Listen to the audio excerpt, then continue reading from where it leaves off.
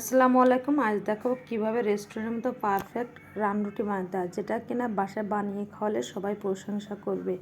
আর এটা ছোট থেকে বড় সবাই কিন্তু পছন্দ করে। আর ভিডিও ভালো লাগলে অবশ্যই কিন্তু সাবস্ক্রাইব করবেন। চলুন তাহলে দেখে নিই কী কী উপকরণ লাগছে। তো আমি এখানে কুসুম গরম পানি নিয়েছি, 1 চামচ চিনি আর 1 চামচ ইস্ট নিয়েছি, নিয়ে আমি এটা ভালোভাবে মিশিয়ে নেব। আর এটা কিন্তু অবশ্যই কুসুম গরম পানি দিতে হবে, নাহলে কিন্তু ইস্টটা ভালোভাবে মিশাতে পারবে না। তো আমি ভালোভাবে মিশিয়ে নিয়েছি, তো আমি পাশে রেখে দিয়েছি। এখন মিক্সিং বল দিয়েছি, আর এখানে 2 কাপ ময়দা দিয়েছি, চাইলে আপনি আটাতেও বানাতে পারেন। 1 চামচ বেকিং পাউডার আর স্বাদ মতো লবণ দিয়ে মিশিয়ে নিয়েছি। এখন আমি 1 চামচ ঘি দিয়েছি, ঘি আমি আবার একটু মিশিয়ে নিব। তো মিশানো কমপ্লিট হয়ে গেছে। আমি যে পাশে যে ইস্ট রেখেছিলাম দুধ দিয়ে ভিজে, আমি সেটা অল্প অল্প করে দেবো। তো একবারে দিতে যাবেন না, তো একবারে দিতে গেলে অনেক সময় বেশি হয়ে যায়, সেক্ষেত্রে আপনারাও অল্প অল্প করে দিবেন। আর যেহেতু একটা ডো বানাতে হবে, অবশ্যই অল্প অল্প করে দিতে হবে। তো আমি অল্প অল্প করে দিয়ে মিশিয়ে নিচ্ছি। তো এটা কিন্তু খেতে কিন্তু খুবই ভালো লাগে। এটা কিন্তু অনেকে রেস্টুরেন্টে যেয়ে খেয়ে আসে। তো আপনি যদি বাসায় এভাবে বানাতে পারেন, সেক্ষেত্রে রেস্টুরেন্টে যাওয়ার কোনো প্রয়োজন নাই। এখন আমি এখানে 2 চামচ মতো তেল দিয়ে দিব, দিয়ে ভালোভাবে আবারও মিশিয়ে নেব। তো ময়ানটা কিন্তু আপনি যত ভালোভাবেই মিশাবেন, তো কিন্তু নান রুটিটা সফট হবে আর খেতে কিন্তু খুবই ভালো লাগবে। তো এইভাবে আমি ভালোভাবে তেল দিয়ে মিশিয়ে নিয়েছি। উপর থেকে আমি আরও একটু তেল দেবো, দিয়ে উপরে মাখিয়ে নেব, নিয়ে এটা আমি 1 ঘন্টার জন্য রেস্টে রেখে দিব। তবে ময়ানটা আপনারা চেষ্টা করবেন একটু সময় নিয়ে মাখানোর জন্য, তাহলে কিন্তু রুটিটা পারফেক্ট রুটি পাবেন আপনারা।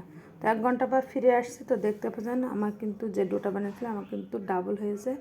আর এখন আমি এটা লেচি কেটে নেব। তো আমি 2 কাপ ময়দা দিয়ে যেহেতু বানাচ্ছি, আমার কিন্তু এখানে 3টা নান রুটি হবে।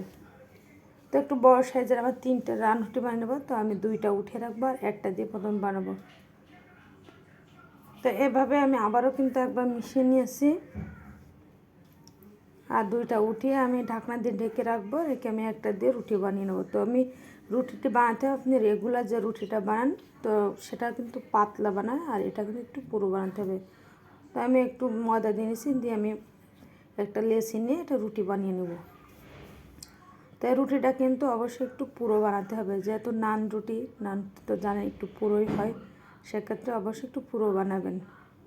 আর রুটিতে সবাই কম বেশি বানাতে পারেন। তো আমার এটা বানানো কমপ্লিট হয়ে গেছে, আর এটা কিন্তু এতটা পুরো রেখেছে। এখন আমি চুলায় তাওয়া দিয়ে দিয়েছি, আর গরম হয়ে গেছে, আমি লো আঁচে এটা ভাজি করে নেব।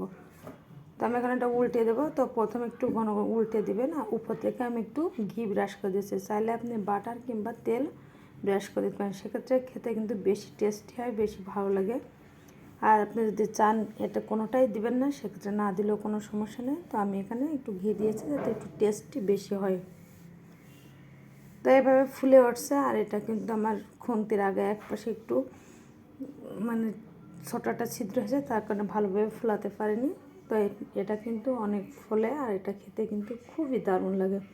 তো আমার একটা নান রুটি কিন্তু বানানো হয়েছে, এবার আমি আরও একটি বানিয়ে নিচ্ছি। এটা কিন্তু আপনি গ্রিল রান বাসাতে বানিয়েও কিন্তু এই নান রুটিটা পরিবেশন করতে পারেন। এটা কিন্তু ছোট থেকে বড় সবাই পছন্দ করে। বাচ্চা যখন বায়না করবে, চাইলে বাসাতে ওটা বানিয়ে দিতে পারেন। তো দেখতে পাচ্ছেন আমার 3টা নান রুটি বানানো কমপ্লিট হয়ে গেছে, আর কতটা সফট হয়েছে। এটা কিন্তু ভাজ করলে ভাজ হয়ে যাচ্ছে। তো আমি এখন এটা কেটে দেখাবো যে আসলে ভিতরে কেমন হয়েছে। তো যারা খেয়েছেন তা তো জানেন খুবই টেস্ট, আর যারা খাননি তারা অবশ্যই বাসায় একবার হলে ট্রাই করবেন। এতক্ষণ আমার সাথে সবাইকে অসংখ্য ধন্যবাদ। আল্লাহ হাফেজ।